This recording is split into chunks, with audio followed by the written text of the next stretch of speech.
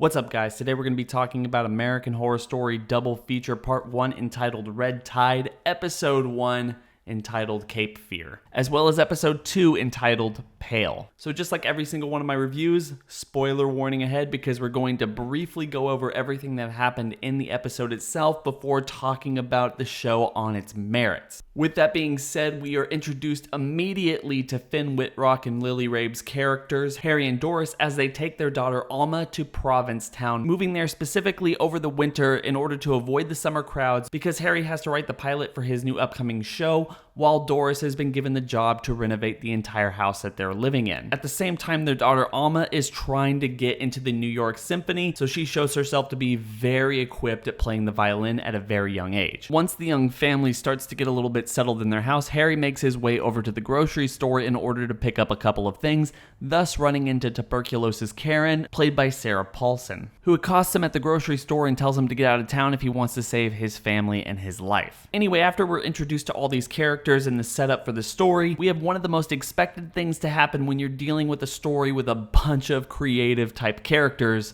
One of them has writer's block. Yes, Harry cannot write the pilot for his show because he just simply can't get it out of his head. At the same time, Doris doesn't really know how to start renovating the house, even though she's been tapped to do so. The only one who does seem to be getting a little bit of inspiration from being in Provincetown is Alma, their daughter, who has no trouble practicing her violin. From there, we get a scene of Doris and Alma walking through a cemetery before they're running into one of the bald, vampiric-like creature things, which honestly is one of the biggest problems with this episode. Quite frankly, it's more hilarious than it is scary, and it just escalates in a more hysterical way as the episode goes on. I'll talk a little bit more about that in a second. There's also this really weird thing where Doris is just absolutely obsessed with Lyme disease. I don't really know if this is going to come back in any real way, shape, or form later, but they seem to be focusing on it a lot in this episode. Like, it's brought up 3 times individually, and it doesn't really seem to have much bearing on anything else going on. Maybe that has something to do with the medicine, maybe that has something to do with what's happening here,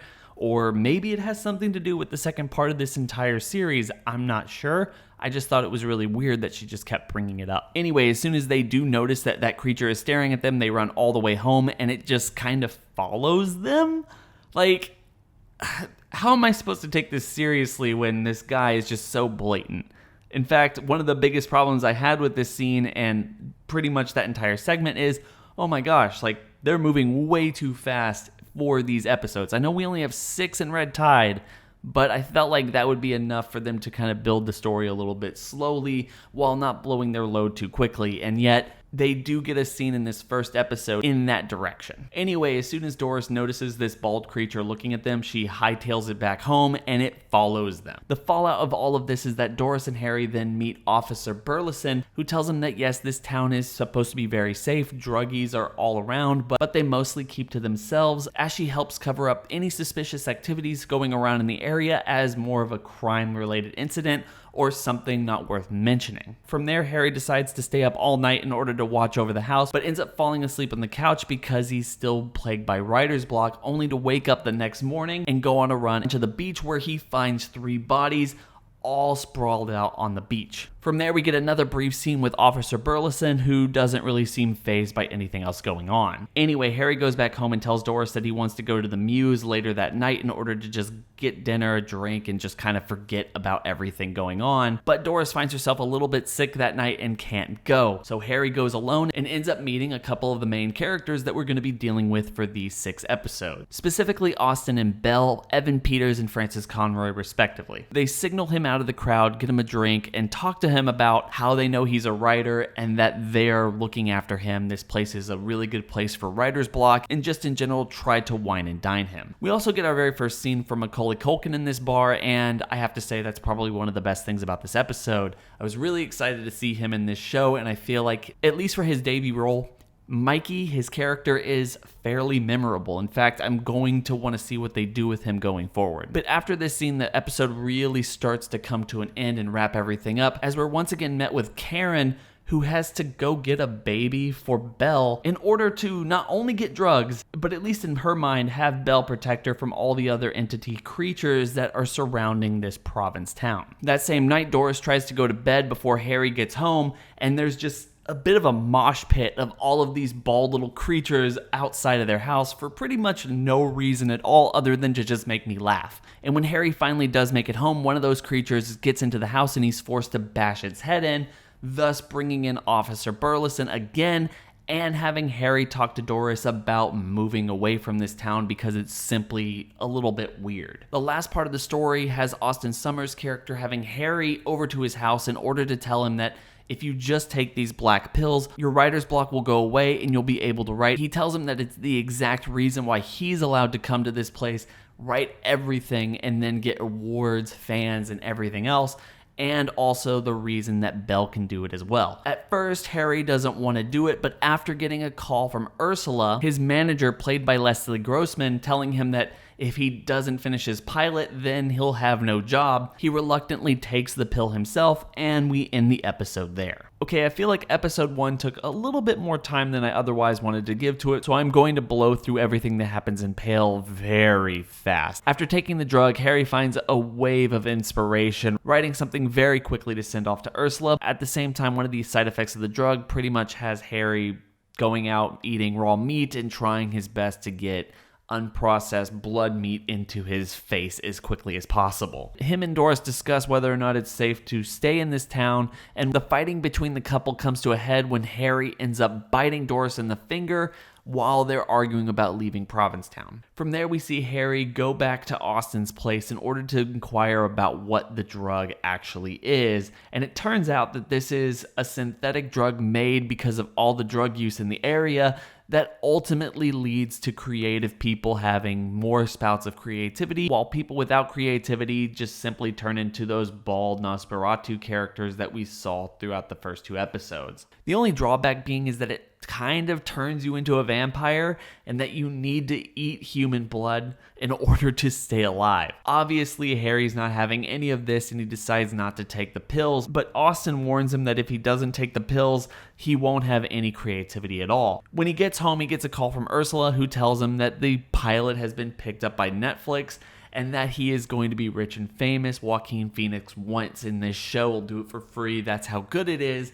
And he decides that in order to keep this train going, he needs to take more of these pills. He goes back to Austin's place and is met with Austin and Belle, who then take him out to hunt. Of course, once they do get their feed, they realize that he doesn't feed effectively, and they send him to a doctor in order to get his teeth filed so he can feed more effectively. This is where we're finally introduced to Billy Lord's Dr. Lark, who is the main person to file everyone's teeth down. This raises a bit of questions. Like, if the teeth aren't natural, then do the Nosferatu characters get their teeth because she does this, or does that just happen to them once they start to devolve, and people who are creative themselves don't end up devolving into those creatures, so they don't end up having those teeth? And at the same time, she says she's taking the drug, which kind of, I think, more broadly defines what the drug is,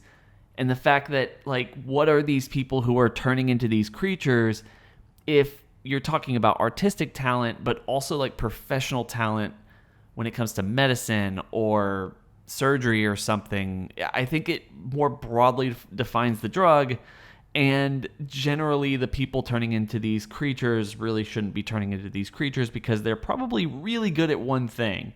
Now, whether or not that's artistic creation or just like video gaming or something, I'm not sure, but it does beg the question. Anyway, back to the story at hand. Harry ends up getting his teeth filed while Alma is now having a lot of trouble playing her violin, and she ends up going through her dad's bag, taking one of the pills for herself, and becomes more affluent in playing the violin than she already was. The problem with this, though, is that she is now going to become similar to her dad and needing to feed on the blood of animals or people in order to stay alive and also stay creative. This is going to create problems down the line, and I am here for it. The last really big thing to talk about in this episode, and something that I'm really interested to see where it goes, is the interaction between Karen and Mikey, Sarah Paulson and Macaulay Culkin's characters in this episode, because they seem to hint that not only are they taking the pills for themselves, but they're also creative people in their own right, so they're not just going to turn into creatures of the night.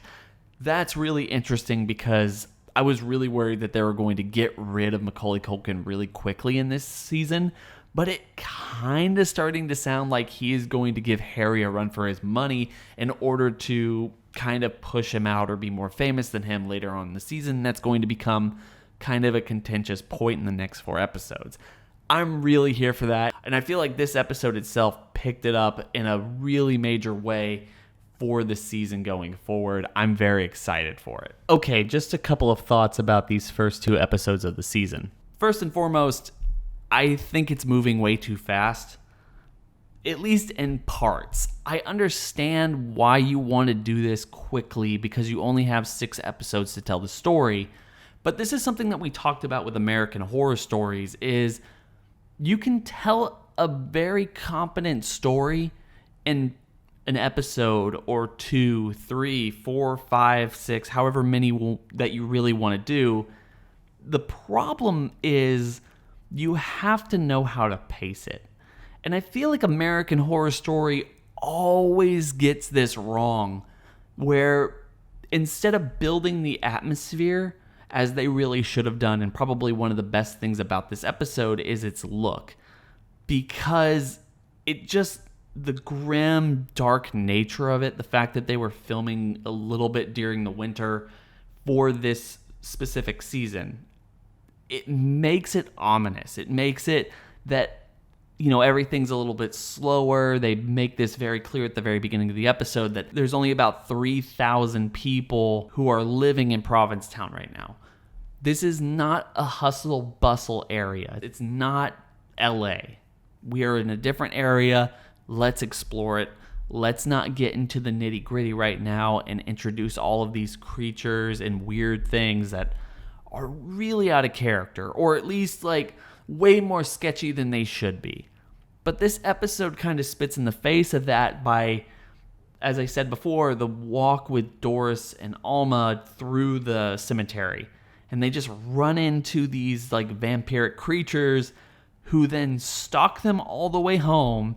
And then the next night go out and like are having a mosh pit, like dance party outside of their home. Like, is that supposed to be scary, people? Is it supposed to be scary? Because I will understand if people are horrified with that, but it's just the most absolutely funniest thing that happened in this episode. And I don't know how to take that. So everything dealing with these tall Nosferatu vampiric creatures is funny, dumb, and just overwrought right now.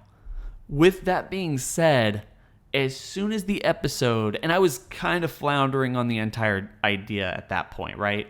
But as soon as the episode introduces Evan Peters and Frances Conroy, like, holy crap, everything just kind of falls into place. I said this in my review breakdown, whatever you want to call it, of the Red Tide trailer that came out about a week ago, and I said one of the best things about this season is it seems like Evan Peters and Frances Conroy are going to be villains again, which pretty much every single time that they are an American Horror Story, they bring their A game, and this is no different. So I'm really looking forward to seeing more of those two characters as we go forward in the story. The problem, though, Finn Wittrock, he's fine. I just never really pictured him as the star of an American Horror Story season. Like, unless his character really brings it, like his character in Freak Show, where it's just unique and interesting and he can bring a lot to the role, that's what I really want to see him as. And it seems like there's a little bit of a promise that he is going to get a little bit more crazy as the season goes on, so I'm really looking forward to that. But, I would imagine that if not Finn Wittrock, then maybe Lily Rabe would be able to bring a lot more energy and charisma. But her portrayal right now is also underwhelming. And, this is an actress who brought so much power in earlier seasons of the show, and I don't know if she's had this much of a presence, like this much of a starring role since Roanoke. And maybe you can't even say Roanoke because she was, she wasn't the main focus for the vast majority of that season. So it is kind of upsetting that they're not going to be utilizing her character to the best of their ability, but maybe that's just me. In retrospect, what they did with the second episode, I do feel like I was overly judging it in the first episode, probably because American Horror Stories was just so give and take. Like, Feral was good, The Naughty List was good. People liked Ball because of Billy Lord, I guess. Mostly that entire season just fell flat on its face and really made me question whether or not I even wanted more of this series in the first place. But then the second episode, Pale, comes along and just completely throws me on my ass and is fantastic, literally from beginning to end. In fact, it's definitely much better than the first episode. It's worth watching, and it makes me excited for the last 4 in the series. So yeah, like, I am excited for what they're doing here. I said this in my trailer discussion. I don't know. The idea of writer's block, creative people trying to get through their creativity and maybe having a horror element, to me, catnip. Macaulay Culkin is still one of the more interesting, fascinating things about this, just because Mikey, for everything that we've seen him in at this point in the first 2 episodes, interesting. More interesting than anything else going on right now. But like I said earlier on, just having Evan Peters and Francis Conroy back in a villainous role, that's great too.